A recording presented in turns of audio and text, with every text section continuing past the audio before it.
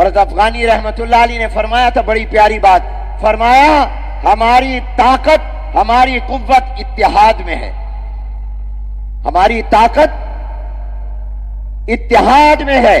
और एक अगला जुमला बड़ा प्यारा फरमाया था अफगानी ने, फरमाया अल्लाह ताला भी ताकतवर है और अल्लाह ताला भी एक है,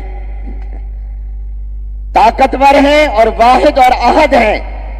और अगले बात फरमाई कि अल्लाह की सिफत वहदत की तजल्ली भी उसी पर होती है जो मुत्तहिद होते हैं, जिनमें इत्तेहाद होता है। यह इत्तेहाद भी अल्लाह की सिफत वहदत, अल्लाह की सिफत वहदत का मजहर है। यह गोया अल्लाह ने अपनी तजल्ली वहदत वाली आप पर डाली है, तभी अल्लाह ने आपको मुत्तहिद कर दिया है। और अल्लाह ताला की इस सिफत की तजल्ली मुत्तहिद लोगों पर होती है। हमारी ताकत इत्तेहाद में है, इंतिशार और इफ्तराक में नहीं।